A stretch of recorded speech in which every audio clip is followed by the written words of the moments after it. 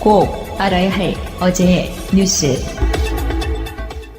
청와대가 남은 기간 정상회담 준비를 책임질 종합상황실을 꾸렸습니다.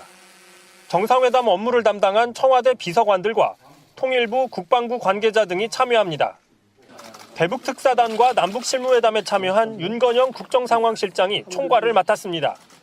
문 대통령은 그동안 남북 문제를 다뤘던 원로 전문가들을 초청해 자문을 구했습니다. 반드시 남북 정상회담을 성공시켜 북미 정상회담의 성공까지 이끌어내야 하는데 그 어느 것도 쉬운 과제가 아닙니다.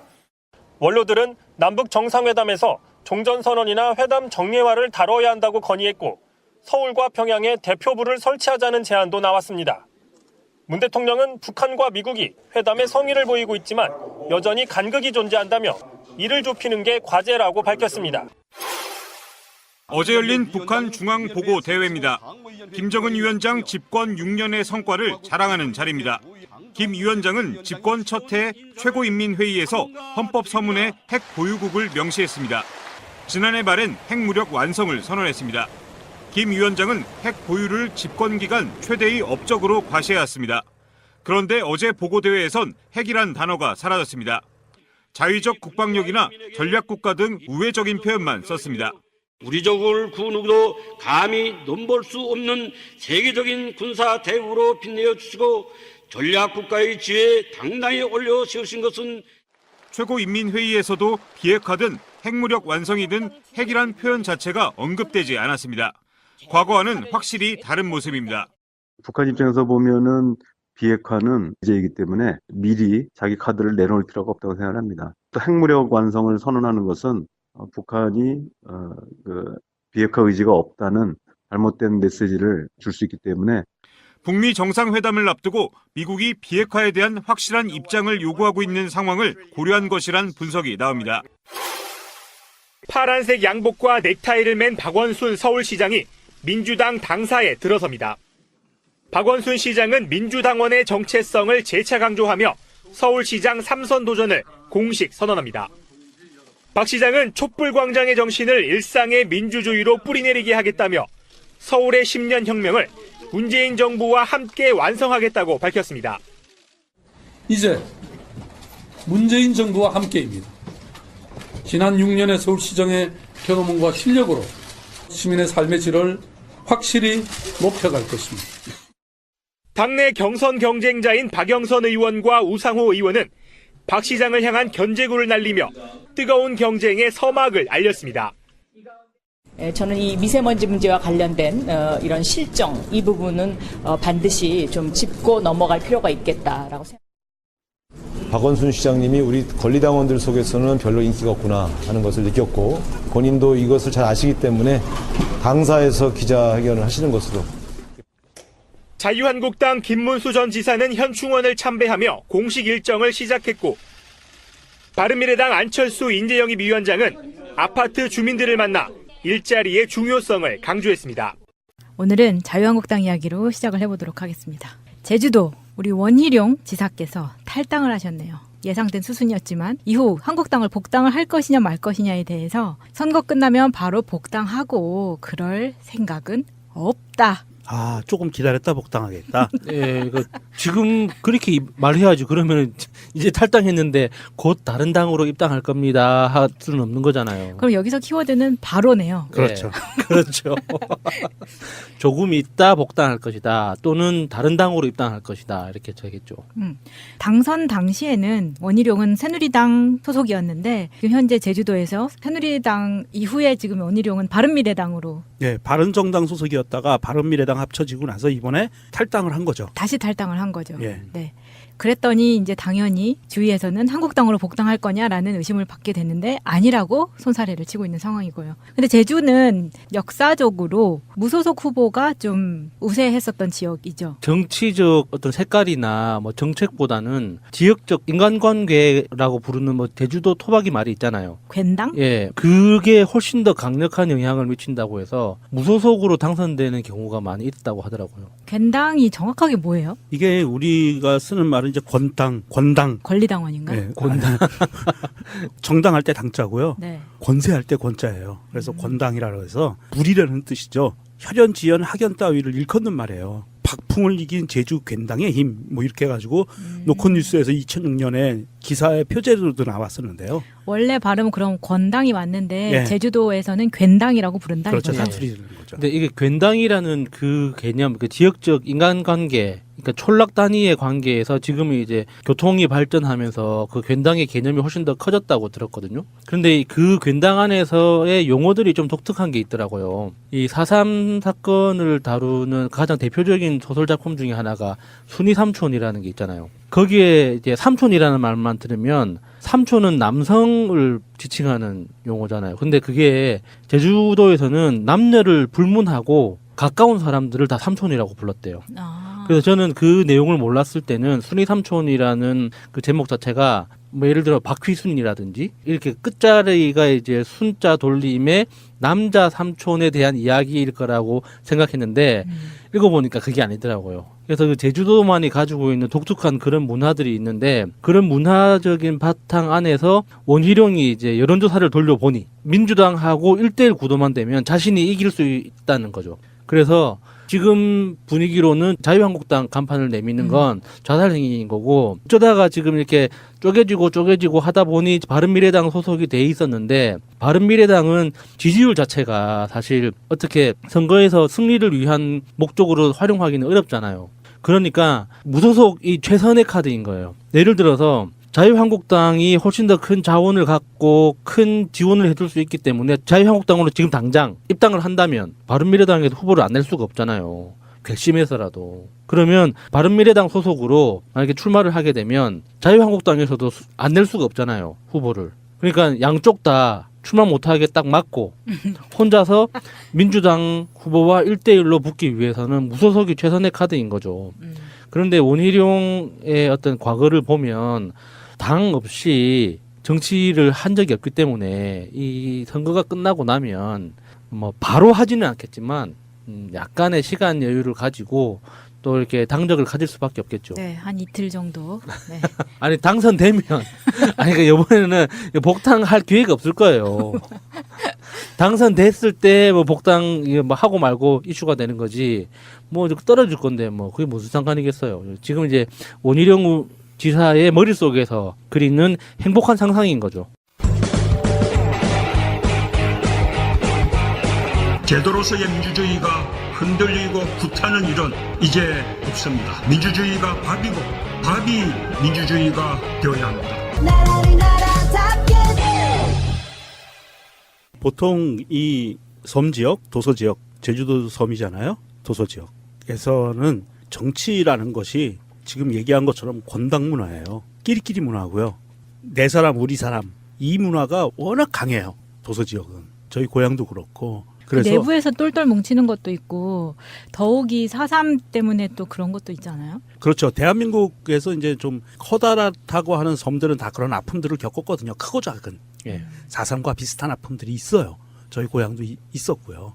많은 사람들이 양민들이 학살도 당하고 그랬는데 그런 일들이 비일비재했지만 섬이라는 특성이 고립돼 있고 폐쇄적이거든요. 지금은 교통이 발달했지만 예전에는 제주도 섬에서 여성분들 밖으로 못 나왔어요. 배 안 태워져서. 그 정도였거든요. 그래서 섬이 갖고 있는 고립성과 폐쇄성 때문에 이 안에 있는 내부자들끼리의 어떤 그 관계가 굉장히 강해요. 돈독하고. 그러다 보니까 특히 제주도에서는 제주판 삼김이라는 이런 무리들이 있어서 이런 쪽으로 굉장히 많은 결집 현상들이 벌어지고 있고요. 원희룡 같은 경우에는 이제 이번에 확실히 본인이 무소속으로만 나가면 당선될 수 있다라는 가능성을 굉장히 많이 본 것 같기는 해요. 그런 가능성을 봤다는 게 정말 제주도민을 무시하는 처사 아니에요? 아니 온판 바꿔 입었는데 나 사람 달라졌으니까 저를 다시 한번 찍어주세요. 저는 지금까지 4.3에 대해서 아무 생각도 없었고 제주도의 진정한 발전을 위해서 일해본 적은 없지만 옷을 바꿔 입었기 때문에 저를 다시 한번 찍어주세요. 그럼 이런 거랑 똑같잖아요. 그렇게 찍어줄 확률이 높아요.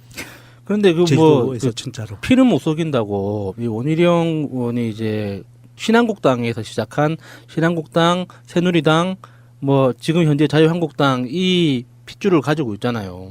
그러니까 그 사람들이 제일 잘하는 건 뭐겠어요. 뭔가 큰 일이 터지고 잘못한 게 있으면 옷 받고 있고 우리는 새 사람이 됐습니다 하고 이제 예전에 하던 짓을 그대로 하잖아요. 그러니까 요번에 정책 관련한 논평들 중에 그러니까 원희룡 지사가 직접 자신의 정책에 대해서 이제 요약한 표현 중에 난개발을 막겠다 그렇게 이야기를 했거든요. 지금까지 다 해놓고 지금까지 난개발을 미친 듯이 해놓고 이제부터 난개발을 막겠다고 하는 거예요. 그 얼마나 이중적이고 위선적이에요. 본인이 난개발을 해놓고 막겠다고요? 그렇죠. 더 이상 난개발할 데가 없으니까. 아, 그렇지. 섬의 특성상. 그렇죠. 아니 제주도를 가보면 굉장히 아름다운 섬이거든요. 제주도에 가면 정말 눈을 한시라도 한 곳에 머물 수가 없을 정도로 아름다워요, 섬이. 사람들도 아름답고 동네도 아름답고 정말 산도 아름답고 다 아름다운데 도지사만 없으면 좋겠어요. 자, 그럼 제주도 바른미래당을 탈당한 원희룡 지사 이야기에서 자유한국당 홍준표의 사천 이야기로 넘어가 봅니다.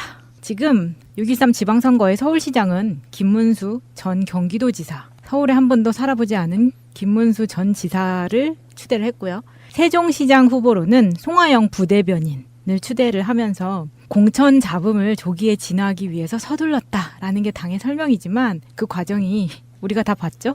사천 논란, 그리고 홍 대표가 추진했던 인재 영입이 계속해서 실패를 했어요. 그 와중에 박근혜 5035의 탄핵에 반대했던 극우 친박 세력들이 복귀를 시작했습니다. 축하드립니다, 친박. 홍준표가 그렇게 구박을 하는데도 친박을 구박을 하는데도 꿋꿋하게 버티더니 그래도 친박 세력들이 일부 되살아나는 이런 모양새를 보여주고 있고요. 이 홍준표가 웃기는 이야기를 해요. 지방선거 후보자들을 공천하면서 반발을 무마시키고 내부 결석을 다지기 위해서 후보자를 조기에 마무리한다라 했거든요. 반발을 어떻게 무마할 거죠? 돈으로 무마할 건가? 시간이 좀 많이 필요한가 봐요. 그 정도로 지금 이게 심각한 상황이라고 본인도 알고 있는 거예요. 반발 무마라는 게 내 눈에만 안 보이면 된다 이거죠. 잘라버릴 건가? 홍준표를 도대체 뭘로 보고 그렇게 미친 생각을 아니 저는 하시는 홍준표 거예요? 사랑한다니까요. 잘하고 있죠, 지금 홍준표. 잘하고 있어요. 아주 잘하고 있어서 너무 사랑스럽고요. 조금만 더 반발을 무마하지 말고요. 반발을 키우세요.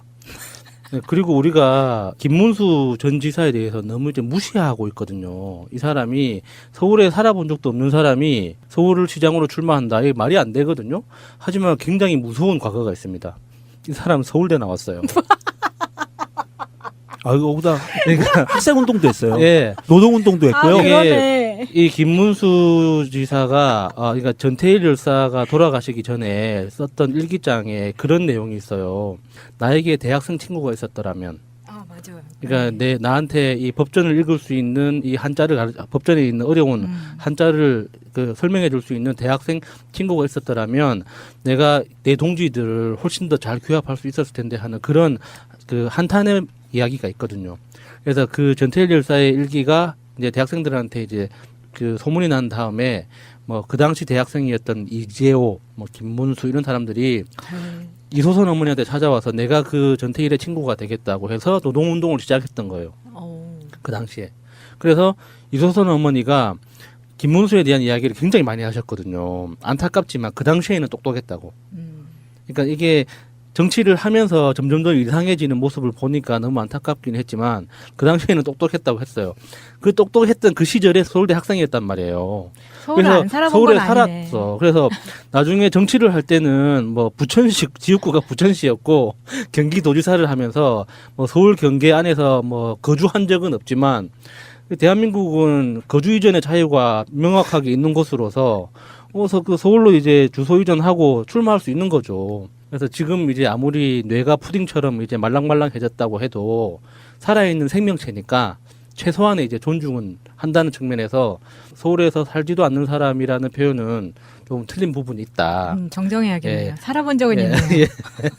한 수십 년 전이지만 살아본 적은 있다. 그거죠. 이 김문수는 전형적인 박쥐과예요. 이 사람이 학생운동과 노동운동을 하면서 그 당시에 젊었을 때의 김문수가 운동계에 헌신한 거는 인정해야 돼요. 사실은 그 부분은 인정을 해야 되고요. 그 당시 카리스마가 쩔었다죠. 예, 예. 최고의 카리스마였고요. 그리고 민중당도 창당했어요. 심지어 그 정도로 어마어마한 사람이었는데 이 사람이 정치의 뜻을 두면서 박쥐가 되기 시작을 해요. 제가 김문수를 처음 알았던 건 김문순대 때부터였기 때문에 119? 네, 저한테는 그 이미지가 너무 강해서 관등성명대라고. 그 예전 이야기를 아무리 해도 저한테는 김문순대네요. 갇힌 정봉주가 안 갇힌 김문수를 꾸짖는다. 사정을 살펴보니 낙곰수에서 했던 정봉주 전 의원의 발언과 김문수 지사의 육성을 편집한 건데요. 함께 들어보실까요? 남양주 소방서입니다. 그래. 여보세요? 여보세요. 나는 도지사 김문수입니다. 이름이 누구요? 너 내 누군지 몰라? 아니, 도지사가 이게 누구냐고 이름을 묻는데 답을 안 해? 이 개새끼가 어디서 개기름 바른 목소리를 하고 있어, 이 새끼가. 야, 이 씨발놈아. 이 새끼가. 이건 누구냐고 이름을 말해봐, 일단. 개새끼야. 너 내 누군지 몰라? 이 모가지를 비틀어버릴 개새끼 이거. 전화 받았던 사람, 관등성 좀 이야기해봐요. 너 정봉주 누군지 몰라서 이러는 거지? 너 목소리 원상태로 안 돌려? 이 새끼 어디서 개기름 바른 목소리 깔고 있어. 그래, 알겠어요. 끊어. 전화하지 마, 이 쌍놈 새끼야. 내가 도지사인데. 넌 줄 알아, 이 개새끼야. 전화 끊어. 뚝 끊어.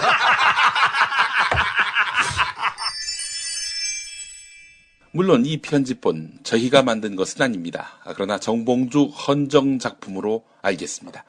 한편 주진우 헌정 작품도 나왔더군요. 그것 또한 들어보시죠. 남양주 소방서입니다. 그래. 여보세요? 네. 나는 도지사 김문수입니다. 누구요? 경기도지사 김문수입니다.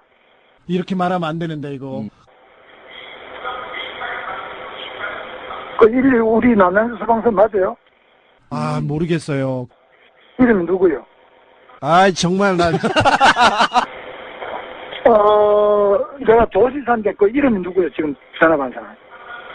그런 거 없어요. 좀 자제해 주세요. 이름이 누구냐고? 그런 얘기 하면 안 돼요. 부끄러워 죽겠어요. 좀 자제해 주세요. 지금 전화 받은 사람 이름이 누구예요? 저한테 쏟아지는 관심 부끄럽고요. 자제해 주세요. 이름이 누구냐는데 왜 말을 안 해? 남자가 뭐 그렇게 째째하게 그런 걸로 그러세요?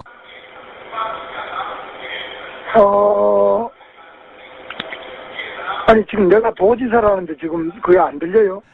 그런가?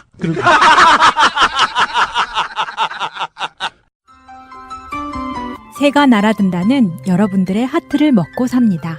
잊지 않으셨죠? 에피소드 제목을 누르고 플레이가 되면 오른쪽 위에 하트를 꼭 눌러주세요. 오늘도 감사합니다. 더 많은 분들이 들을 수 있도록 하트 꼭 눌러주세요. 이 사람이 또 아주 유명한 일화들이 많이 있어요. 김문수 까기 한번 해보죠. 2011년 당시에 이명박 당시 대통령직에 있었던 사람을 이명박을 띄워주기 위해서 이런 얘기도 합니다.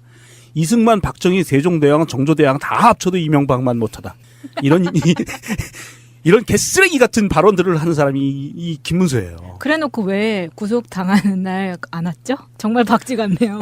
완전 박쥐예요. 저는 이제 개인적으로 김문수를 목격했던 그 경험담을 말씀드리면 매년 11월이면은 전태일 열사 추도식이 이제 모란공원에서 있거든요. 그때 그러니까 이소선 어머니가 살아 계실 때는 그 추도식 때마다 왔어요. 경기도지사 시절에도 왔었어요. 그래서 그 오는 걸 보고 와, 저 새끼 진짜 낯짝 두껍다라는 생각을 했었거든요. 그러니까 사실 전태일 열사라는 그 역사적인 정말 그 굉장히 상징성 있는 아이콘이잖아요. 그래서 전태일 열사 추도식에는 한국노총도 오고 민주노총에서도 참석을 해요. 그래서 당연히 이제 뭐 민주당 계열이나 진보정당 계열 그 국회의원들도 다 참석을 하거든요. 그런데 김문수가 올 거라고는 생각을 못했던 거예요. 제가 처음 봤을 때. 그 자리에 사실 어마어마하게 자기 동료들을 다 배신하고 진영을 바꿔서 넘어간 그 사람이 그 자리에 올 거라고는 상상을 못했거든요. 근데 그 뻔뻔하게 앉아가지고 그때 수백 명의 추도식에 참여한 사람들이 다 식사를 해야 될 거 아니에요. 그러면 이제 각 그 노총에서 도시락을 준비해 오거든요. 그러면 이제 유가족들하고 같이 이제 그 추도식 준비했던 사람들하고 같이 도시락을 먹어요. 김문수가 또 그 가운데 뻔뻔하게 앉아가지고 또 도시락을 또 냠냠 먹어. 씹어 먹고 있습니다. 또 그 도시락을 다 처먹고 나서 커피 한 잔 달라고 또 부탁을 하기도 하고 그걸 보면서 진짜 욕 많이 했습니다. 미친 새끼라고 진짜. 김문수 주변에 무슨 냄새가 나는 것처럼 아무도 가지 않아요. 그 사람 말을 거는 사람도 없고. 그럼에도 불구하고 뻔뻔하게 자리를 지키면서 네, 아무 일 없었다는 그러니까 듯이. 그 유족의 입장에서는 전태일 열사의 유족 입장에서는 그래도 조문을 온 사람이니까 그리고 전태일 열사가 돌아가신 이후에 전태일의 친구라는 이름으로 가족들과 굉장히 가깝게 지냈거든요. 그러니까 그 당시 어렸던 사람들도 다 뭐 오빠라고 부르거나 그 이후에 태어난 사람들은 삼촌이라고 부른단 말이죠. 그러니까 그 사람들은 이제 민망한 거야. 유가족들은 그 김문수 주변에 사람이 아무도 없으니까. 그러니까 전태일 열사로 입장에서 보면 이제 조카 손주들 정도 되는 사람들이 가서 뭐 삼촌 그동안 뭐 건강하셨습니까? 안부 정도 묻고 이 정도 되는 인사치레만 하는 거지 철저하게 혼자 있었거든요. 그런데도 허허허 웃으면서 밥 먹고 하는 걸 보면서 아 정말 대단하구나. 그 정도 낯짝은 돼야 운동권에 있다가 저쪽으로 가서 전향해서 먹고 살지요. 그 정도 낯짝도 없으면 창피해서 못 가잖아요. 그러니까 이번에 공천 받고 공천이 아니죠. 이거 추대식 했다고 해야 되나? 네. 뭐 추대 결의식? 차라리 추도식을 하지 왜 네. 추대식을 했을까? 그러니까 뭐 그렇네요. 이게 정치적으로는 추도식이랑 똑같네요. 이게 김문수가 아까 말씀드린 것처럼 2011년도에는 이명박을 그렇게 할짝거리면서 핥아줍니다. 그러다가 2012년 새누리당 대통령 그 후보 경선 때 12년도에 박근혜한테는 이렇게 얘기해요. 박근혜는 불통 대통령이 될 것이다 라고 얘기를 하고요. 그 이후에 박근혜가 되고 나니까 돌변합니다. 박쥐의 습성이죠. 서강대에서 2014년 12월 2일 강연을 하는데 이렇게 얘기합니다. 박 대통령이 여러분 동문 아니냐. 박정희의 딸이고 동문에 대해 비판적으로 보는 것은 문제가 있다. 나 같으면 당연히 자랑스럽게 생각한다. 창피하냐? 이렇게 얘기를 하고요. 2015년 10월 29일 날에는 MBC 신동호의 시선집중에 인터뷰를 하면서 이럽니다. 명언을 해요. 우리 새누리당은 박근혜 대통령을 중심으로 그리고 대한민국도 박근혜 대통령을 중심으로 뭉쳐야 된다. 일본은 아베를 중심으로 중국은 시진핑을 중심으로 심지어는 북한 같은 경우도 김정은을 중심으로 뭉쳐야 그 나라가 살아간다. 이런 발언을 해요. 이거 완전히 북한 고무 찬양 아니에요? 이런 덜 떨어진 발언들을 하던 사람이에요. 이런 사람들이 박근혜가 국정농단 사태가 벌어지고 바른미래당 소속 사람들이 떨어져 나가려고 비상대책위를 만들고 할 때 12명 공동 발의할 때 거기에 이름을 올렸다가 탈당할 때가 되니까 꼴랑 그 자리에 주저앉아가지고 다시 앉았다가 그러니까 바른정당 쪽으로 탈당파들은 반박근혜잖아요. 그런데 그 이름을 올렸다가 탈당하는 거를 보고 또 자기는 그 자리에 주저앉았고 그 이후에는 박근혜 구속 반대, 박근혜 탄핵 반대 집회에 열정적으로 나서는 사람이에요. 정말 제정신이 아닌 사람이죠. 이게 완전 대한민국에서 박쥐 정치인 이렇게 어마무시한 박쥐 정치인을 앞으로 다시는 못 볼 것 같아요. 그러니까 그게 다 박정희 때문이라고 탓하는 분들도 계세요. 그러니까 김문수하고 같이 노동운동을 했던 그리고 그 민주화 운동을 했던 그 주변 분들이 하는 이야기가 김문수라는 사람이 왜 저러나 하는 게 도저히 이해가 안 되잖아요. 그러니까 그냥 우스갯소리로 합의하는 게 고문 때문이다. 아, 고문 후유증? 예, 고문 후유증 때문이다라고 그럴 수 그렇게 있겠다. 이야기를 하죠.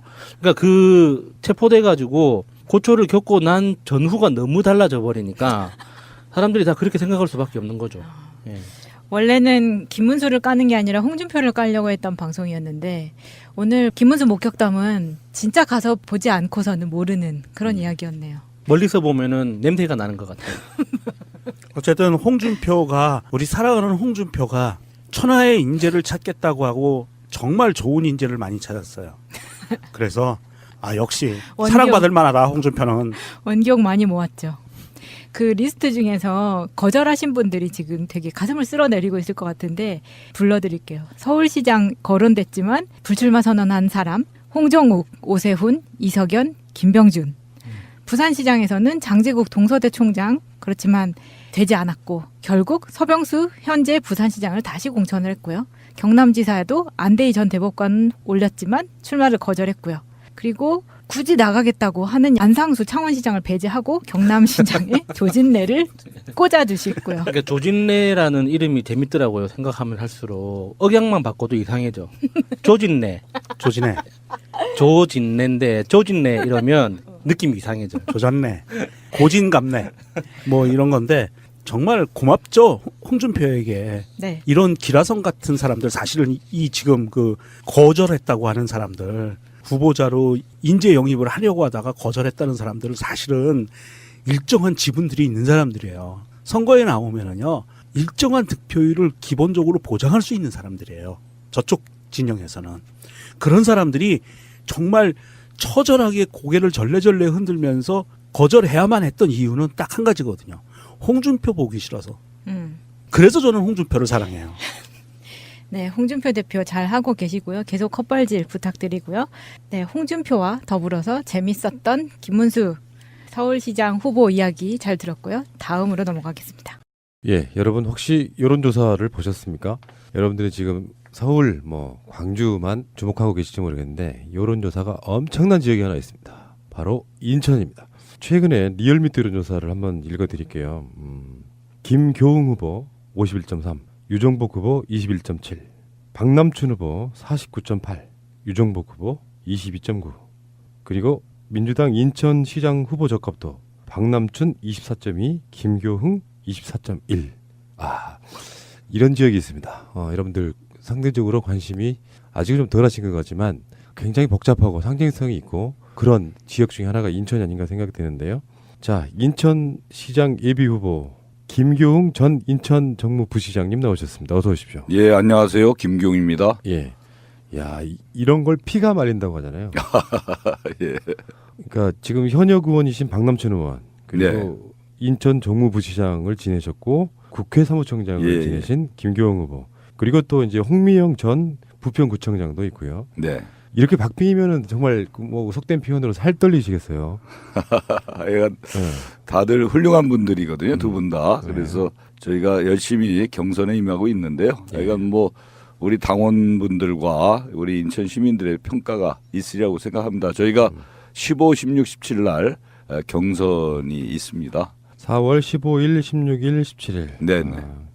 갑자기 문득 그 날짜를 보니까 예. 4.16 그 기간이네요. 그렇습니다. 예, 예. 제가 듣기로 그때 세월호가 인천 출발하던 바로 그렇습니다. 그때 예. 인천 정무부시장 하시죠. 예, 그렇습니다. 예. 또 그렇게 되시네요. 예. 이야기 들어보니까 그 후에 이제 팽목항에서 계속 계셨다고. 예, 그렇습니다. 예, 제가 4월 16일 날 어떤 행사장에서 이 참사를 접했습니다. 그래서 제가 그 행사를 접어두고 와서 곧바로 팽목항으로 내려갔는데요. 그때 저희 인천에 있는 분들이 많이 타고 있었습니다. 그 배에. 그렇죠. 그때 왜 초등학교 동문들이 회갑잔치 한다고 제주도를 가고 또 이랬었습니다. 그래서 제가 119 구급대 분들과 함께 내려가서 하여튼 그분들을 그중에 이제 생존자도 있고 돌아가신 분들도 있는데 생존자분들을 다 인천으로 호송하고 거기다 아예 텐트를 치고 인천 분들과 관계하고 또 다른 지역의 우리 학생들 유가족들하고 함께 있었습니다. 또 저도 지금도 후보님도 마찬가지겠지만 4월 16일만 생각하면 좀 가슴이 먹먹한데 올해 사주기는 좀 특별할 것 같고요. 예. 정권 교체 후에 첫 예, 맞이하는 그렇습니다. 세월호고요. 예, 예. 자, 어쨌건 이제 본격적인 인터뷰 출발하겠습니다. 예.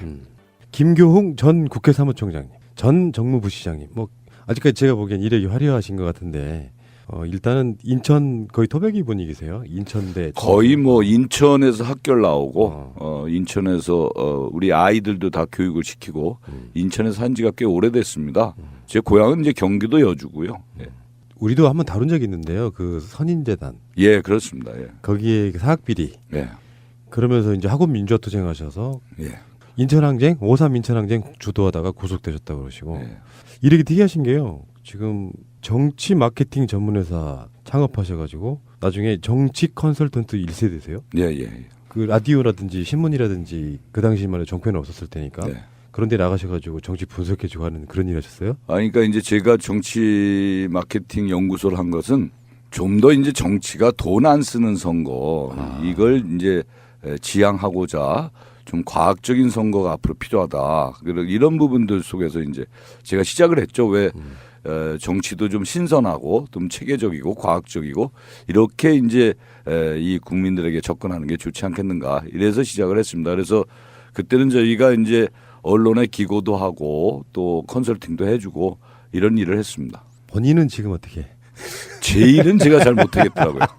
네. 아니 그런데요. 네.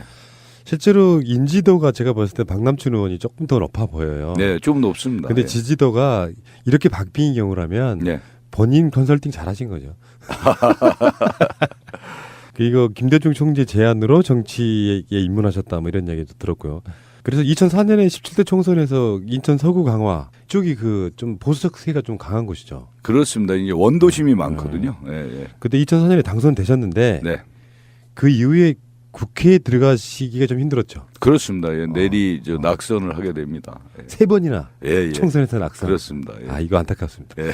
저 이야기 들어보니까 당시에 52개 주요 정책 공약 중에서 90.8%를 이행했음에도 불구하고 18대 총선에서 낙선. 왜 그러셨을까요?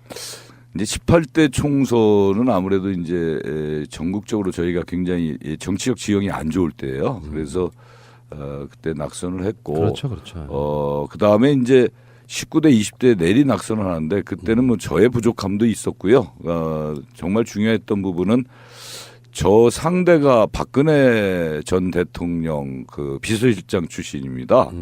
그러니까 우리 지역에 선거만 있으면 거의 제가 이기는 상황에서 박근혜 전 대통령이 19대 때는 4번을 저희 지역에 내려오죠. 그리고 지난번 선거 때는 현역 대통령 신분으로 저희 전통시장에 와서 한 2시간 다녀가고 이러면서 한번 휘청거리니까 이제 제가 낙선을 하는데 박근혜 전 대통령하고 저하고는 뭐 전생에 무슨 원수가 아니었는가 뭐 이런 생각도 해봅니다. 그 전생의 원수께서는 지금 파면당하셔가지고 그렇습니다. 감옥에 갇혀 계세요. 예, 예. 근데 제가 그 국회에서 의장 비서실장 하면서 박근혜 탄핵을 할 때 그 중심에 제가 또 있었죠. 예. 그렇지 생각해보니까 그렇죠. 그렇습니다. 예, 예. 그 박근혜 탄핵 있던 그때 그때 제가 정세균 국회의장 비서실장을 하고 좀 이따 사무총장으로 자리를 옮기게 됩니다. 계실 때는 아닐 것 같은데 박근혜 씨가 국회로 오면은 윤상현 씨가 쪼르르 뛰어가가지고 레드카펫 안에 뛰어들어가서 뭐 아는 척하고 막 그랬던 기억이 나는데 그 후에 그러신 거죠. 지난번에 이제 20대 국회의원 선거 때 그때 윤상현 의원이 박근혜 전 대통령이 저희 지역구에 왔을 때 윤상현 의원이 그때도 전통시장에 왔었죠. 예. 어쨌건 뭐 그래요. 사실은 뭐 본인 실력만으로 되는 건 아니고 운도 좀 따라야 되고 선거도 왜 있잖아요. 지역구 선거하면은 정권 초기냐 말기냐에 따라서 또 느낌이 좀 다르고 국민들은 초반에 정권은 좀 밀어주려고 하는 생각도 좀 있고 그런 과정 속에서 불운하신 거죠. 어떻게 보면. 근데 이제 저는 이제 처음에는 제가 굉장히 안타깝고 마음에 상처를 많이 입었는데 지나고 보니까 저한테는 정말 떨어질 때마다 2년씩 소중한 경험을 제가 하게 됩니다. 한 번은 우리 민주당의 수석부총장으로 당무를 제가 익힐 수 있었고요. 두 번째는 인천시 부시장으로서 2년 가까이 제가 행정과 인천을 알 수 있는 소중한 기회를 가졌었습니다. 그리고 이번에는 정세균 국회의장 비서실장과 사무총장을 하면서 박근혜 전 대통령의 탄핵, 김재수 농림부 장관 해임 이런 역사적 사건들 그리고 또 개헌을 저희가 제일 먼저 해야 된다고 외치면서 나타나는 이 현상들 속에서의 그 안에서 여러 가지 입법부에 돌아가는 상황을 볼 수 있는 그런 소중한 경험을 가졌었습니다. 워낙에 이제 인물이 출중하시니까 당이나 이런 데서 그냥 놀리지를 못하는 거 아닐까요? 그렇진 않고요. 운이 좋았던 거죠. 네. 그러면서 이제 이력 중에요. 제가 제일 좀 소중하게 생각하는 것 중에 하나가 우리가 많이 다루는 이슈라서 개성공단 및 남북경제교류 활성화 중소기업의 4대 난제 해결 앞장. 여기서 이제 개성공단이라든지 남북경제교류 활성화에 관련된 그쪽을 일을 좀 많이 하셨네요, 보니까.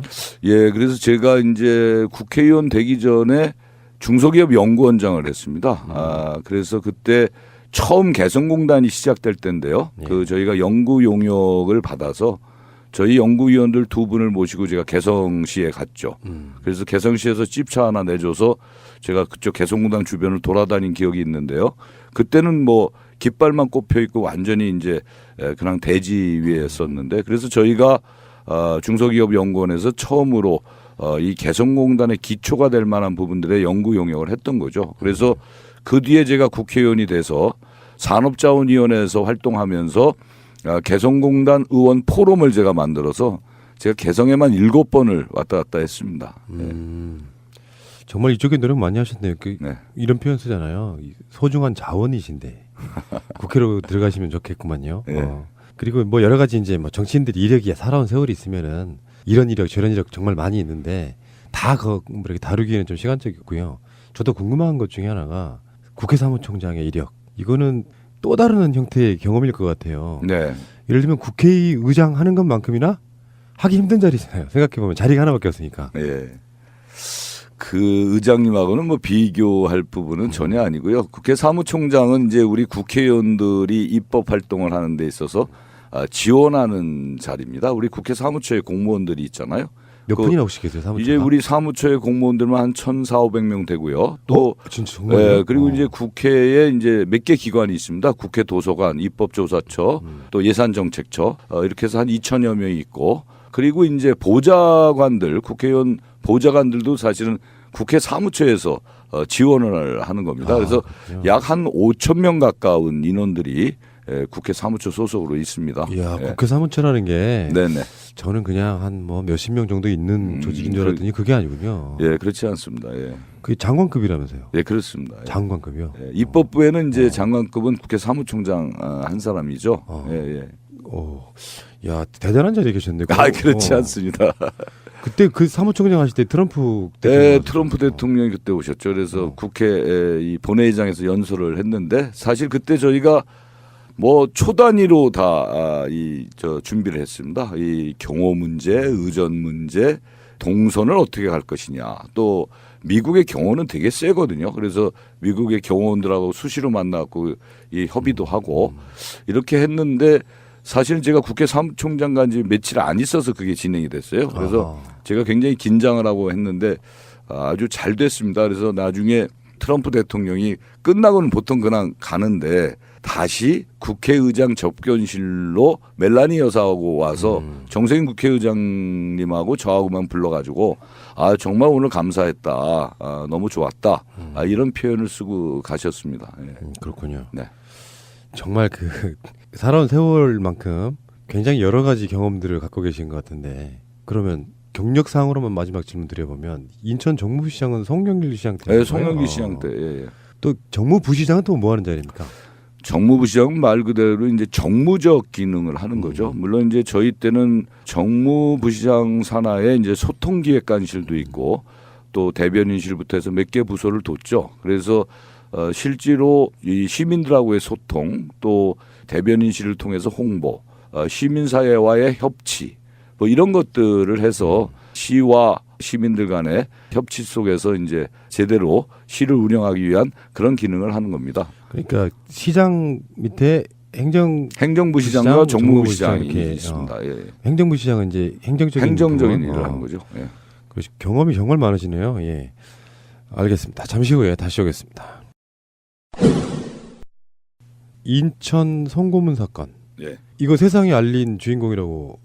예. 제가 송고문 사건 때 사실 5.3 인천 민주항쟁 그때 구속이 됐죠. 예. 그래서 거기서 이제 검찰에 송치돼서 이제 조사받기 전에 바로 제 앞방에 권인숙 씨가 있었습니다. 그래서 본인이 송고문 당한 걸 저한테 얘기를 했죠. 그래서 제가 다시 구치소로 들어가서 거기 동지들한테 제가 알리기 시작했고 저희가 그때부터 단식을 통해서 세상에 알리는 그런 일들을 했던 겁니다.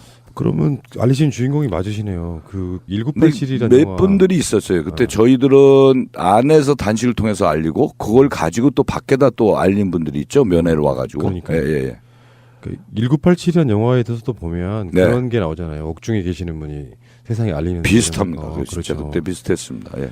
야, 그 역사 현장에 뭐 계속 계시는 거 주로 보니까 현장에 좀 제가 많이 있었던 것 같습니다. 주로 이제 크게 쓰이시려고.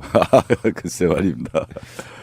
근데 선거철이고요. 그러다 보니까 이제 자리는 한 자리고 여러분들이 그 자리에 이제 가려고도 하고 사실 좀 야당 후보들은 그래도 저쪽 계시는 분들보다는 그 명분은 좀 더 있다고 생각해요. 조금이라도 더. 진짜로 그 시민을 위한 시정은 또 한번 해보고 싶고 저쪽에서 하는 건 말이 안 되는 것 같고 이런 건데요. 유정복 시장 얘기를 먼저 한번 해볼까요?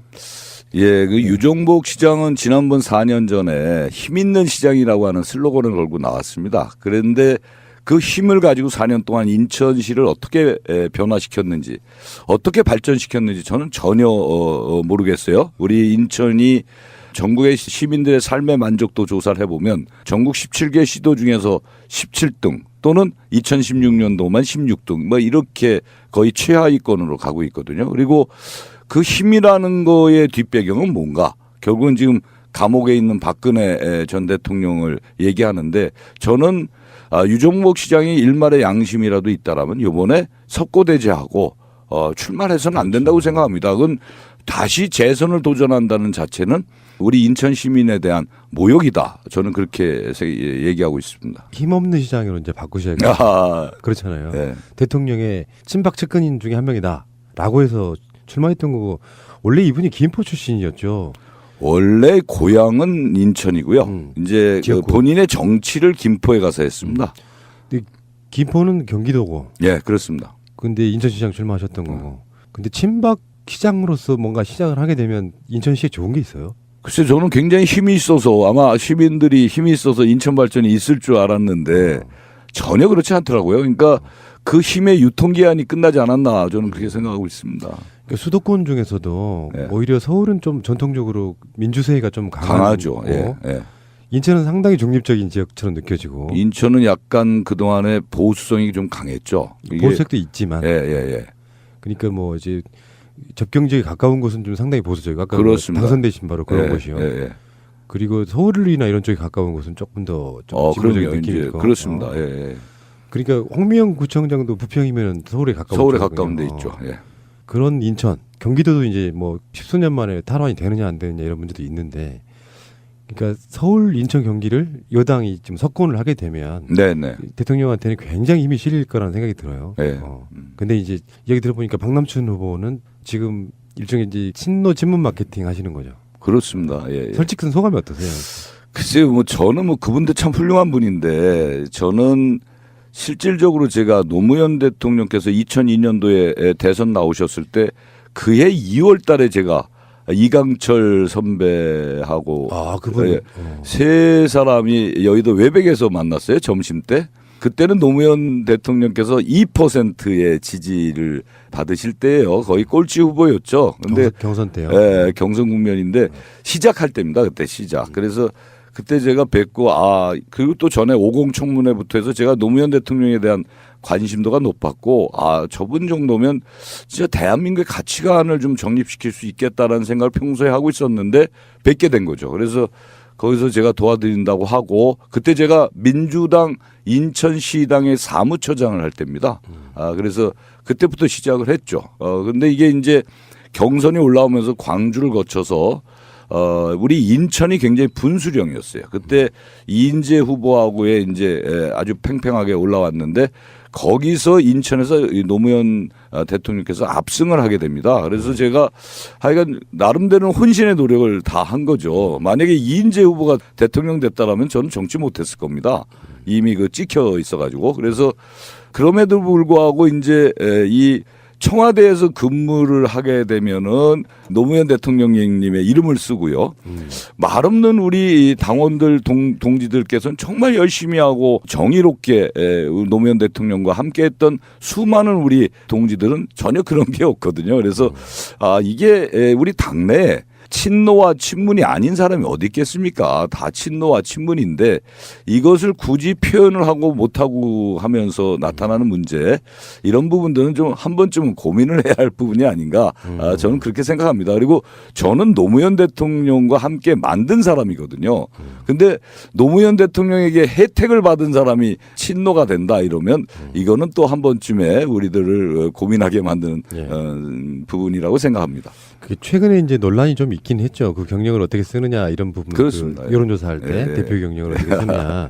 실제로 그런 분들 많으실 거예요. 그러니까 청와대 같은 자리 한정돼 있고, 근데 그저 거기에서 쭉 근무를 하면 이제 내가 뭐 친노네 전문이네 하실 수 있는 부분이 있는데, 사실 박남춘 후보에 대해서는 지금 제가 초반에 그 여론조사 결과를 알려드린 것처럼 이런 부분이 있단 말이죠. 그러니까 박남춘 현역 의원이신 분이 지금 더불어민주당이 일당 문제 가지고 굉장히 좀 고민하고 있는 상태이기는 해요. 네. 왜 그러냐면 5월 24일 등등 해가지고 이게 결정이 돼버리면 한 석이라도 적으면 기호도 바뀌어 국회의장도 뺏길 가능성이 높아져. 예. 재보궐선거에서 당선돼봐야 그건 무효입니다. 그러니까 그거는 의미가 없어요 지금. 예. 그 상태에서 현역 의원의 차출은 저는 이제 최근에 들은 바에 의하면은 당도 조심스러운 게 그 현역 의원 외에 대안이 없을 경우에 네. 대표적으로는 이제 김경수 의원 같은 그런 네, 케이스를 그렇습니다. 있거든요.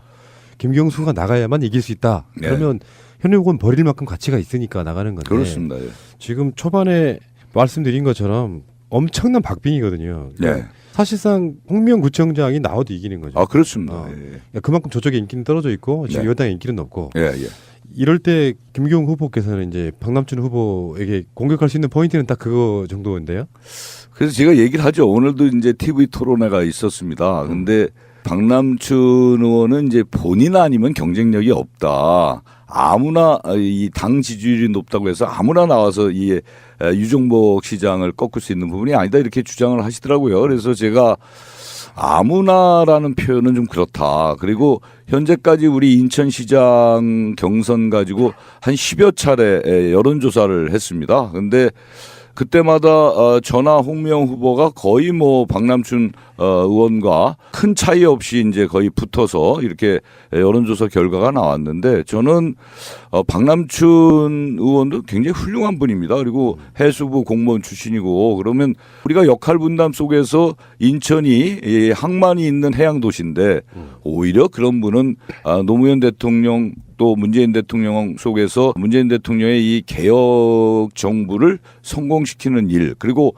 개헌이 있잖아요. 지금 개헌. 그래서 이런 부분들 그리고 우리 항만이 있는 이런 것 속에서 오히려 그런 훌륭한 분들은 좀 입각을 할 수도 있고 그러면서 대통령의 성공을 도울 수 있는데 또 홍미영 후보나 저 같은 경우는 이제 지방 행정도 해봤지 않습니까? 그리고 나름대로 경쟁력도 있고 그래서 오늘 제가 그런 말씀을 드렸더니 그것도 일종의 네거티브라고 저한테 얘기하더라고요. 근데 근데 그건 전혀 진심으로 제가 말씀드렸던 부분인데 약간 제가 보기엔 좀 안타까운 부분이 있습니다. 근데 사실상 이제 그 현역 의원이고 인지도가 높으신 분이다 보니까 사람들한테 인식은 많이 돼 있는데 박남춘 의원이 감점 있잖아요.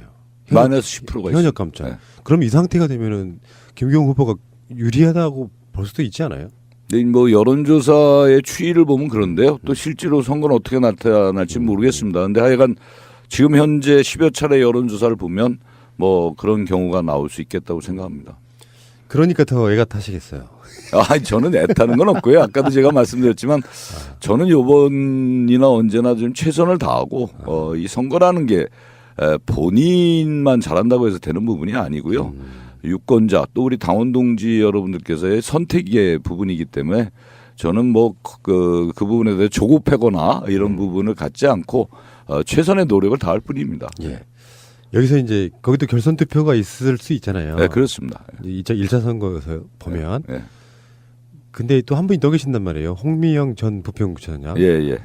이분에 대한 평가도 좀 부탁드릴게요. 홍미영 후보는 지역에서 착근해서 정말 풀뿌리 민주주의를 위해서 정말 고생을 많이 한 분이고요. 그리고 저하고 국회에 같이 들어가서 국회 활동도 같이 했습니다. 그리고 그 이후에 이제 구청장을 2번 하신 분이고 정말 훌륭한 분이고 또 이분은 빈민들 또 우리 아이들의 이 교육 또 이런 부분에 대해서 굉장히 지역에서 많은 활동을 한 분이라 저는 제가 참 존경하는 분입니다. 네. 그렇게 말씀하셔야겠죠. 아니 실제로 그렇습니다. 실제로. 박남춘 후보도 훌륭합니다. 네. 네. 저는 그 네거티브 선거를 별로 그렇게 좋아하진 않아요. 그러니까 힘들겠지만 이런 거 있어요. 그러니까 어느 쪽이든 간에 선거를 보면은 저쪽이 나쁜 걸 막 알리고 싶어 죽겠어. 왜냐하면 저 사람이 되면 안 돼요. 근데 또 너무 그렇게 이야기하면 네거티브 한다고 할까 봐. 선거라는 게 왜 그런 거잖아요. 근데 참 그런 부분에서 정치 안 하는 사람들 입장에서 보면 재밌는 부분이 되게 많더라고요. 근데 사실을 얘기해도 네거티브라고 하니까 그게 좀 답답한 거죠. 근데 지금 말씀하신 거는 네거티브 느낌은 아니고요. 전혀 아닙니다. 그러니까 상대방을 깎아내린다 이런 개념이 아니고 사실상 현실을 말해주는 그런 그리고 부분이라서. 우리 유권자들도 알아야 할 권리가 있지 않습니까? 그럼 정확하게 말씀을 드리는 겁니다. 그 명함을 보니까요. 체인지 앤 업그레이드 그래서 CU613 이렇게.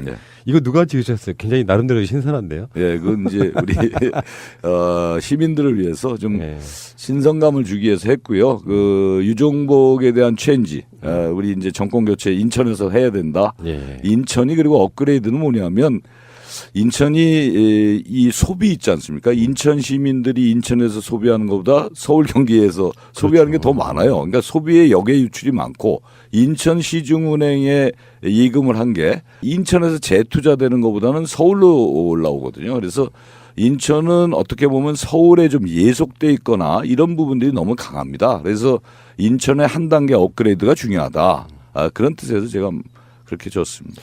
근데 궁금한 게요. 제가 부산 그 시장님 분들 원팀 인터뷰를 한번 해본 적이 있는데 그분들은 제2광역시, 그러니까 서울 외에 그 두 번째 도시를 인천에게 뺏길 거라고 생각하셨는데 인구가 비슷해지고 있어요?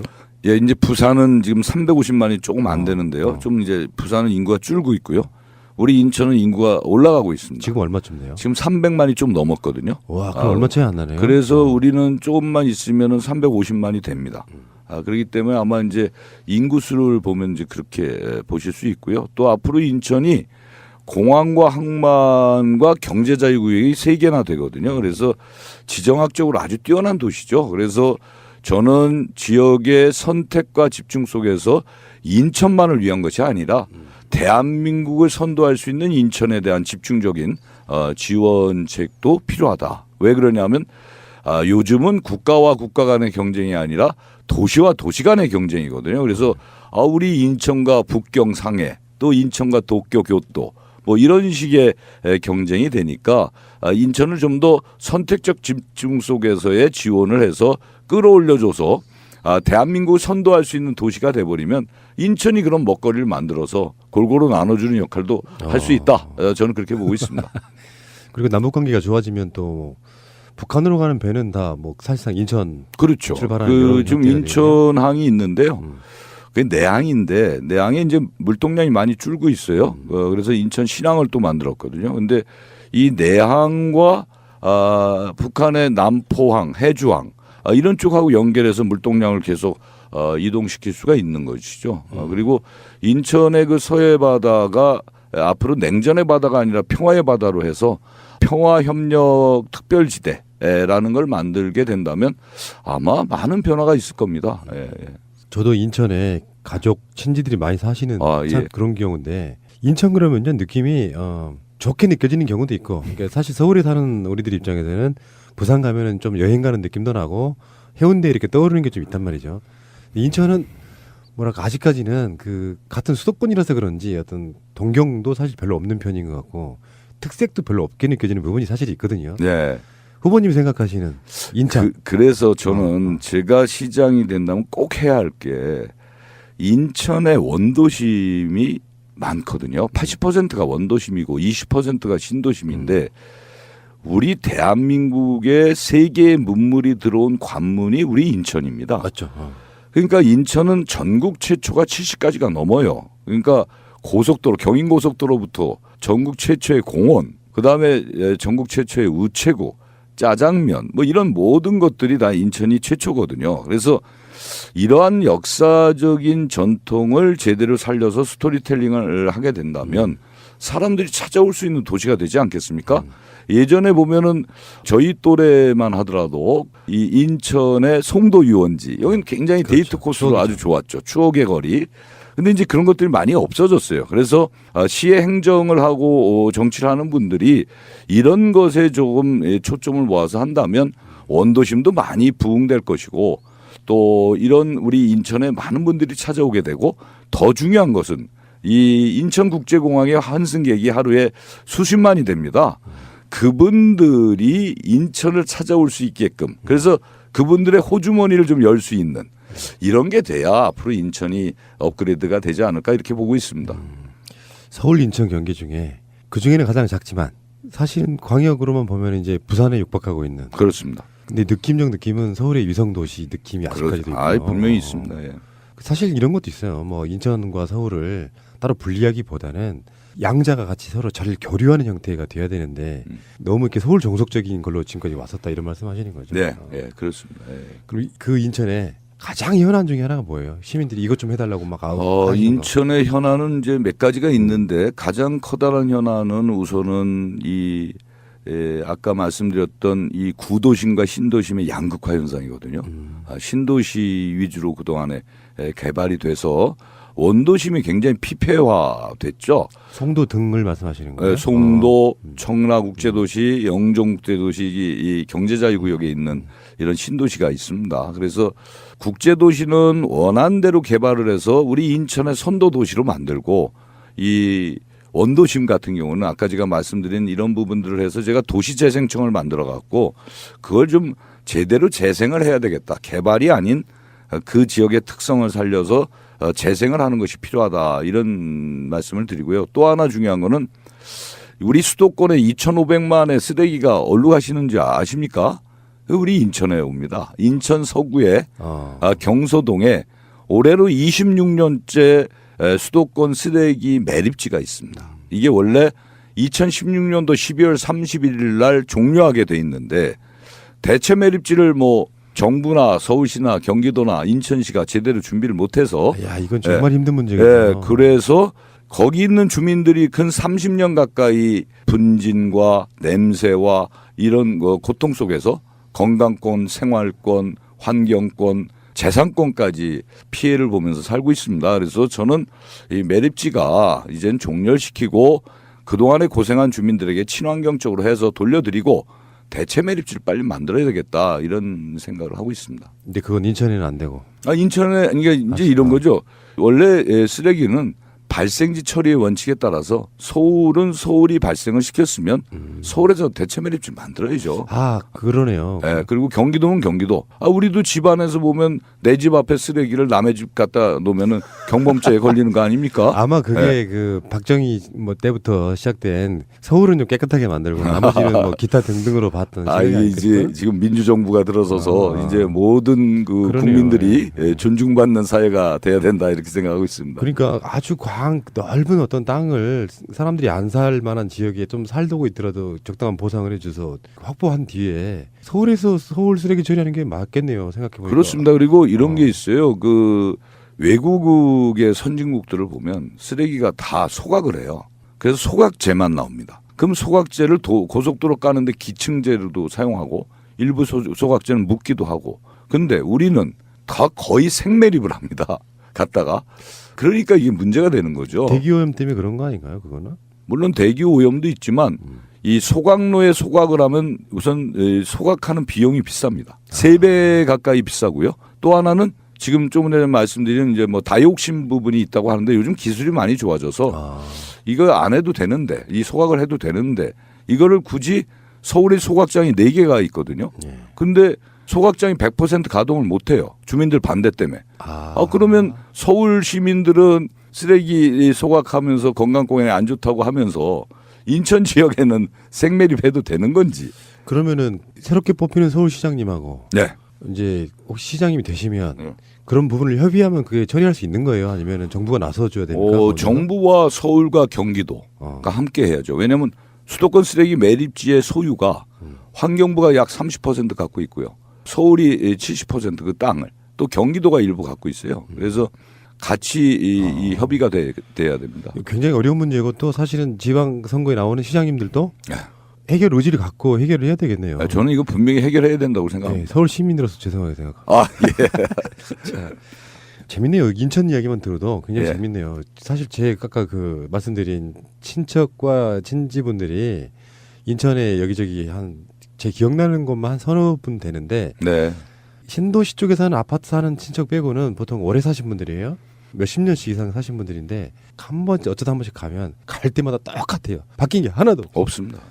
그래서 인천은 발전이 없구나. 그래서 정원도 있는 2층짜리 집에 사시는데 주택 구도심에 가격이 대략 얼마나 되는지 물어봤더니 바로 서울 옆이거든요. 굉장히 쌉니다. 전철 타고 얼마 안 가는데도 불구하고 엄청나게 싸대요. 네, 그렇습니다. 서울에 사는 빌라 전세 가격 정도가 한 2-3배 넓은 주택이 그 정도밖에 안 돼요. 그렇습니다. 인천이 조금만 더 이렇게 활력이 넘치면은 서울 사람들이 굳이 막 더 다른 신도시로 가는 것보다 인천으로 막 그렇습니다. 그리고 인천에 요즘 이제 이 전철망도 좋고요. 대중교통망이 많이 좋아지기 때문에 서울에서 많이 오시거든요. 근데 여하간 제가 꿈꾸는 인천 발전은 인천에 좀 자족 도시를 만들어야 되겠다. 아까 말씀드렸던 소비의 역의 유출 또 자금의 역의 유출을 좀 웬만큼 막고 인천의 자족 도시. 그래서 인천에 좋은 일자리를 만들어서 인천에서 생활하고 인천에서 잠자고 인천에서 먹을 거 드시고 하면서 이 돼야 인천이 좀 정체성을 가지고 인천의 비전을 그릴 수 있지 않을까 이렇게 생각하고 있습니다. 무릇 시장님이 데려가시는 분들은 이 정도의 어떤 포부가 있으셔야. 네. 자, 감사합니다. 돌발 질문 하나 드리겠습니다. 예. 참 굉장히 중요한 질문이고요. 뭐 서울시장 후보나 이런 분들 나오시면은 꼭 드리는 질문이에요. 네. 복지는 무엇입니까? 복지는 우리 일반 국민, 우리 인천으로 따지면 이 인천 시민들이 골고루 혜택을 받아야 된다고 저는 생각합니다. 그리고 기본적인 소득이 분명히 있어야 된다 이렇게 생각합니다. 요즘 얘기하는 좀 더 고급스럽게 얘기하면 보편적 복지 이게 지향해야 될 가치가 아닌가 이렇게 생각하고 있습니다. 그러니까 시장 뭐 또는 뭐 도지사, 뭐 시의원, 구의원, 군의원 다 국회의원들까지 머릿속에 복지된 개념은 하나씩은 다 있어야 될 거라고 생각해요. 복지를 어떻게 생각하는지. 그러니까 최소한 복지는 결국은 지방선거거든요. 네. 지방 본권 자체가 복지 잘하라고 하는 게 거의 대부분이라고 생각해요. 그렇죠. 그래서 우리 시민들의 삶의 질과 아주 직결되는 부분이 복지라고 생각합니다. 예. 이제 앞으로는 지방자치단체가 아니라 지방정부라고 그렇습니다. 그런 상황이잖아요. 지방정부가 국민들에게 뭐랄까 정치라는 것이 어떤 의미를 갖고 있는 건지, 그러니까 질서유지를 사는 게 아니잖아요. 정치라는 게 손이 안 미치는 구석구석에 나라가 존재하는 이유, 정부가 존재하는 이유를 명확하게 알려주시는 뭐 그런 그 모든 행위를 저는 복지라고 생각을 하거든요. 그렇습니다. 그리고 국민들이 안전성을 확보해야 되거든요. 국민이 안전하게 살 수 있는 그런 사회, 국민들의 삶의 가치를 실현할 수 있는 사회, 국민들이 누구나 다 복지 혜택을 받아서 정말 가치 실현을 하고 할 수 있는 그런 사회, 이것이 앞으로 우리가 궁극적으로 지향해야 될 복지가 아닌가 이렇게 생각합니다. 혹시 그럼 후보님은 여러 가지 의미의 수당들이 요즘에 생겨나잖아요. 일자리는 없고 세금 거친 걸로 이렇게. 근데 그 부분에 있어서 생각해 놓은 어떤 제가 공약에 우선은 청년 수당을 넣습니다. 그러니까 성남에서도 지금 하고 있지만 우리 청년들이 취업을 하기 위해서 마음고생을 많이 하는데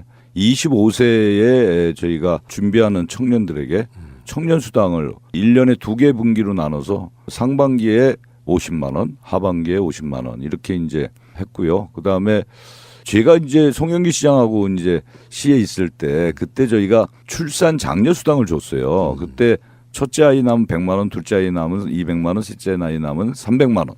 이랬는데 유정복 시장 들어와서 다 잘랐어요. 15만 원 정도 줬습니다. 그것도 물품으로. 그러다가 올해 예산에 이제 선거 때가 돼서 그런지 모르지만 올해 예산에 아기만 나오면 무조건 100만 원 주겠다 이렇게 이제 예산을 세워놨어요. 유정복 시장이. 선거철이 왔군요. 네, 근데 그 100만 원 갖고 되질 않거든요. 그럼요. 제가 해보면. 그래서 저는 거기다가 둘째 아이를 100만 원 더 주고 셋째 아이를 200만 원 주고 넷째 아이를 300만 원 주는 거를 추가로 그걸 또 세웠습니다. 그리고 수당하고는 좀 개념이 다르지만 제가 우리 고등학교 의무교육을 하겠다고 그랬습니다. 의무교육. 그리고 아이들 그 교복을 지원하겠다. 고등학교 의무교육은 우리 문재인 대통령이 2020년도부터는 하시겠다는 거고요. 교복도 제가 보니까 서울에서 유명 메이커의 이 교복은 동복, 하복 이렇게 하면 한 60만 원 돈이 드는데 이걸 우리 인천 지역의 교복 협동조합하고 얘기해 보니까 반값이더라고요. 그래서 지역 경제도 활성화시키고 우리 학부모님들을 위해서도 중학교 신입생, 고등학교 신입생에 한해서 교복 지원을 해야 되겠다. 이런 걸 지금 세워놓고 있습니다. 그 기존 정치인들이 이제 특히 이제 구여권 정치인들이 이제 뭐 포퓰리즘이다 해서 뭐 이렇게 그런 걸 되게 반대해 왔잖아요. 근데 알게 모르게 하다못해 구미 이런 데도 이제 무상급식을 시작한다 그러잖아요. 올해부터. 그러니까 이게 뭐 자기들이 마치 자기들 돈으로 시혜나 베푸는 것처럼 그게 아니라 국가가 한 생명이 태어나서 특정한 나이 때까지 최소한 뭐 이제 완전 복지국가들처럼 11까지는 아니더라도 사람을 낳고 길러서 불편함이 없는 정도. 지금 아동 수당도 시작이 이제 될 거고. 그렇죠. 9월 달부터 진행하죠. 그렇게 저렇게 짜맞추다 보면 결국에는 국가가 일자리 못 만들면 그 일자리에 맞는 월급은 줄 수 없지만 어느 정도 기본적인 건 주죠. 줘야 되는 게 핀란드 같은 나라는 70만 원씩 무조건 주잖아요. 네. 그리고 제가 보기에 우리가 삶의 가치를 보면 의식주 해결이라고 하는데 실제로 이 국가와 사회가 앞으로 발전하고 간다면 의식주 문제는 국가와 이 지방 정부에서 사실은 하는 게 맞죠. 그렇죠. 예, 그렇게 생각하고 있습니다. 자, 그러면 이제 시장 후보님께 이런 질문 한번 드려볼게요. 당선이 되셨어요. 네. 당선이 된 후에 이제 취임식 같은 걸 하실 거 아니에요. 근데 그 중에서 그런 게 이제 일반적으로 취임식하고 이런 거 다 빼고 그건 당연히 하는 거니까 시장이 딱 되면 일성으로 가장 먼저 하고 싶은 일 같은 게 있으실 것 같아요. 뭐 그런 그림 안 그려보셨어요? 이것만큼은 바로 바꿔야 된다. 저는 시장이 되면은 꼭 이건 해보고 싶어요. 뭐냐면 제가 이제 출판 기념회를 얼마 전에 했어요. 그 책 제목이 아내와 시장 가는 길이 제가 쓴 책입니다. 아내와 시장 가는 길. 그래서 저는 제가 시장이 되면 전통시장을 꼭 찾아가서 아내와 함께 시장 상인들과 여러 얘기도 듣고 이런 거를 꼭 해보고 싶고요. 그 나아가서 시장 직속으로 중소상공인들의 원탁회의를 만들려고 합니다. 그래서 정말 그분들의 어려운 점을 머리를 맞대고 고민하고 해결하는 이런 부분의 시장상을 좀 정립해야 되지 않을까 이렇게 생각하고 있습니다. 시장 가시는 거 좋아하세요? 가끔씩 가죠. 그러니까 지금 아내와 시장 가는 길이라는 게 네.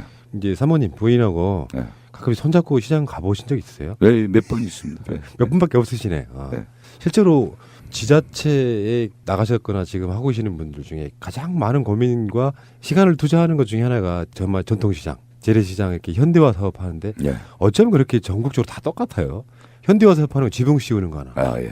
그런 걸 조금 더 발전시켜가지고 저번에 한번 지금은 이제 출마를 안 하셨는데 민병두 의원이 냈던 공약 중에 하나가 시장을 이제 건물을 지어서 2층, 3층은 젊은 층에게 싼 가격으로 집을 그러니까 방 이런 거를 임대를 하고 그럼 그 사람들이 시장에 손님도 되고 뭐 이런 식의 아이디어를 한번 내신 적이 있는데 실제로 시장을 가고 싶어도 대안이 없기 때문에 마트를 가거든요. 보통 사람들은. 우리 같은 사람들은 뭔가 대안적 요소가 있다면 가급적이 시장 가 사주고 싶은데 대형마트를 그래서 안 가게 되는데 그런 것들을 좀 많이 고민해 주시고요. 그렇습니다. 이게 이제 전통시장은 이제 현대 아케이드 사업이라고 해서 지붕 씌우고 이런 부분만이 끝나는 게 아니고 아케이드 사업도 해야 되지만 이제 고객 지원 센터를 해서 맞춤형 서비스도 해야 됩니다. 그리고 문화관광형 시장 이런 것들도 만들어서 그렇죠. 정말 시장이 하나의 이 많은 분들이 찾아오는 우리가 외국을 나가도 그 나라의 그 지역을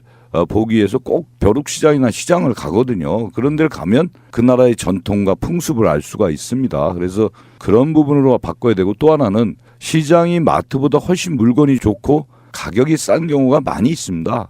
그리고 물론 시장 상인 여러분들도 좀 더 친절하고 좀 더 이 물건에 대한 자부심을 가질 수 있게끔 좋은 상품을 내놓고 이런 게 공동으로 같이 진행이 돼야 된다고 생각하고 있습니다. 시장님이 이 정도 생각이 있으시면은 뭐 저는 이런 게 있거든요. 뭐 정치를 해오신 분들이 다른 건 몰라도 국민을 대하는 자세는 분명히 저쪽과 이쪽은 다르다고 생각해요. 그렇습니다. 국민을 바라보는 시각이라는 게 시장님들 이제 보통 보면은 이게 순신하시잖아요. 그런 시장님 말고 평상시 때 이제 사복 입고 정말로 이게 아내분과 함께 시장인지도 모르게 왜 예전에는 왜 옛날 왕들은 미행이란 거 했잖아요. 밤에 암행 암행 그런 개념으로 그렇게 진짜로 뭐가 이렇게 어려운지 사실은요 시장이 자기 직권을 할 수 있는 게 많지도 않아요. 알고 보면 의회에 거쳐야 되고 근데 이제 일반적인 우리 같은 국민들은 시장이 내 말 들어주는 거 그 자체를 굉장히 중요하게 생각하거든요. 말 들어주는 것만 해도 엄청난 우리 시민들의 고통을 해소할 수 있다고 생각하고 있습니다. 그 힘이 있던 그 시장님은 어떻게 하셨는지 모르겠는데 그 힘을 갖고 국민들에게 나눠주는 힘이 돼야 되는데 나는 대통령 빽이 있어라고 그렇게 시작하신 분 아니시겠습니까? 그렇습니다. 예. 안타깝죠. 예. 저는 어느 분이 되든 우리 쪽 분들은 훨씬 더 잘할 거라는 믿음이 있어요. 그건 분명합니다. 예. 언론에서는 뭐 이제 뭐 양비론 양실론 이런 개념으로 뭐 이야기하지만 확실히 바라보는 시각 자체가 다르다는 생각. 그렇습니다. 왜냐하면 저희는 살아온 삶의 궤적이 있잖아요. 사람을 평가할 때 그 사람이 어떤 삶을 살아왔는가를 보면 그 사람이 앞으로 어떻게 살아갈 것인가를 우리는 예측할 수 있거든요. 그래서 저는 우리 진영에 있는 분들은 그래도 이 나라의 국민들에 대한 정서를 함께 가지고 고민하면서 살아왔다고 생각하고 있습니다. 자, 인천은 정말 행복하시겠습니다. 이게 그런 거 있잖아요. 인천이라는 도시가 어쩌면 앞으로 더 발전할 수밖에 없는 게 시장이 계속 바뀌고 있어요. 네. 당이 바뀌고 있어요. 네. 그러면 훨씬 더 좋은 정치를 할 수밖에 없어요. 그렇습니다. 안 뺏기려고. 네. 그런 측면을 좀 한번 생각해 봐야 될 것 같고, 인천이 행복하다고 생각하는 거는요. 이렇게 좀 선거 자체가 활력이 생긴 거잖아요. 지금 여론조사 같은 걸 보면. 그러면 지금 말씀하신 대로 날짜가 15, 16, 17일인데 네, 그렇습니다. 예. 지금 방송하는 녹음하는 오늘이 목요일이고요. 그러니까 일요일, 월요일, 화요일. 예. 야, 이제 거의 앞에 와 있네요. 네. 소감이 어떠세요? 지금 이제 거의 다 대부분 다 뛰신 건데. 저는 이제 그 사무총장을 지난 2월 28일까지 했어요. 이제 40일 좀 넘게 선거 운동을 하고 있는데 좀 늦게 시작했습니다. 그러나 하여튼 제가 그동안에 인천 시민 여러분들께서 저를 국회의원도 만들어 주시고 부시장도 하게 하고 또 국회 사무총장까지 하게 해 주셨습니다. 그래서 저는 그동안에 제가 쌓았던 소중한 경험들을 이제 시민들에게 갚아드려야 되겠다. 그리고 인천이 이렇게 좋은 지정학적으로 뛰어난 곳인데 이걸 좀 한번 희망을 갖게끔 비전을 갖게끔 좀 발전시켜야겠다라는 생각 속에서 출마했습니다. 그래서 최선을 다하고 있고요. 이제 우리 시민 여러분과 사랑하는 우리 당원 여러분들 평가만 남아있다 이렇게 생각하고 있습니다. 예. 사실 세계적으로 유명한 항구들은 상당히 많은 도시가 수도이기도 하고요. 네. 인천은 이제 시장님들이 하기 나름으로는 사실 중국과의 관계에 있어서는 인천은 절대적인 것이잖아요. 지정학적으로도 그렇고 남북 관계에서도 마찬가지가 될 것 같고 앞으로는 인천시장이 진짜 중요하다. 어떤 세력이 많느냐가 중요하다. 그렇죠. 이제 인천이 앞으로는 경제 수도로 가야죠. 대한민국이 좀 더 발전하려면 이런 지정학적으로 뛰어난 곳 제가 흔히 표현은 하늘과 바다와 땅이 열려 있는 축복받은 도시 인천 이렇게 얘기합니다. 그러니까 공항과 항만과 경제자유구역 사통팔달의 도로망 이런 것들이 열려 있는 우리 인천인데 외국도 그런 게 많잖아요. 미국도 워싱턴과 뉴욕이 이렇게 나눠져 있듯이 저는 우리 인천도 서울과 우리 인천에 역할 분담이 있는데 인천은 앞으로 대한민국의 경제 수도로서의 역할을 해야 되지 않을까 이렇게 생각하고 있습니다. 예. 인천 분들은 좋으시겠습니다. 감사합니다. 그냥 인간적인 질문 하나 드리는데 예. 부인 고생 많이 시키지 않으셨어요? 저희 아내한테는 굉장히 미안하죠. 정말 미안한 걸 왜 하세요? 근데 이제 저희 아내도 사실은 미술을 전공해서 대학에서 미술 강의하다 지금은 이제 미술 치료 상담사 자격증을 받아서 대학에서 상담도 해주고 왜 새벽 공부방이나 이제 어린이 저기 공부방들이 많잖아요 지역에 거기 가서 상담도 하고 그런 일을 합니다. 그런데 저는 우리 아내한테 하고 싶은 일을 하게끔 하고요. 대신 제가 또 이제 정치를 하니까 정치를 하는 거에 대해서 우리 아내도 많은 이해를 하거든요. 근데 저는 정말 제가 우리 인천과 우리 지역 또 대한민국을 위해서 제가 능력은 부족하지만 제가 할 수 있는 역할이 있다고 생각합니다. 그래서 정치를 하고 있습니다. 돈 못 벌어다 준 적 많으시죠? 많죠. 저는 국회의원 하기 전이나 지금이나 재산이 딱 3억밖에 없습니다. 다 포함해가지고요? 네, 그 3억도 저희 아버지께서 돌아가시면서 경기도 여주에 선산을 일부 주셔서 그것 때문에 제 재산 가치가 좀 올라가 있습니다. 그러니까 다른 면에서 보면 청렴하게 사신 거네요, 뭐. 부족한 점이 많죠. 네. 예. 이게 나쁘게 공격하려면 능력이 부족한 거고 좋게 보려면 청렴한 거고. 알겠습니다. 팟캐스트라는 거 사실 별로 이렇게 중요하게 생각하지 않으셨죠, 지금까지는? 저는 중요하게 생각합니다. 지금까지 이제 왜 예. 이럴 때는 뭔가 좀 친구처럼 정치인들도 네. 기존의 매체들에 그냥 이렇게 목에 힘주고 나오시는 게 아니고요. 친구처럼 여기저기 나가셔가지고. 그렇습니다. 예. 난 당신들과 다르지 않아요. 예. 김교웅입니다라고 알려주시는 걸 미리부터 하셔야 된다는 말씀. 너무 좋습니다. 예. 자, 마지막으로 애청자분들께, 그러니까 애청자라고 하는 게 이제 정치적 성향이 다를 수도 있고, 뭐 하다못해 박남청, 홍미영 지지자 되시는 분도 있으실 거고, 그런 면에서 제가 다시 한번 말씀드리는데 날짜는 촉박하지만 원하신다 그러면 상대 후보분들도 출연하실 수 있다는 말씀 드리고요. 애청자분들께 첫 인사이자 마지막 인사 부탁드리겠습니다. 예, 저는 정치를 김대중 전 대통령의 권유로 시작을 했습니다. 그리고 노무현 대통령 정말 그야말로 2% 지지받을 때 혼신의 노력을 해서 함께 대통령 만드는데 조그마한 역할을 했습니다. 그리고 문재인 대통령 탄생하실 때 또 그 전에 출마하셨을 때도 역할과 직분을 맡아서 최선을 다했습니다. 이 우리 민주정부의 세 분의 대통령을 모시고 민주당만 20여 년 저는 정치 활동을 해왔는데요. 하여간 대한민국이 작년에 우리 국민 여러분들 때문에 정말 촛불이 대한민국의 역사를 바로 쓰고 있습니다. 이제 인천도 정권 교체를 통해서 진정한 우리 대한민국의 교체가 됐으면 좋겠고요. 이 사회에 나타나는 여러 가지 적폐적 요소들이 하나하나씩 좀 해소돼서 우리 국민들의 막힌 가슴 또 국민들의 어려웠던 부분들을 유무해 줄 수 있는 그런 정치와 행정 이런 것이 돼서 우리 국민들이 정말 신명나게 가슴 피고 웃는 그런 세상을 좀 만들고 싶습니다.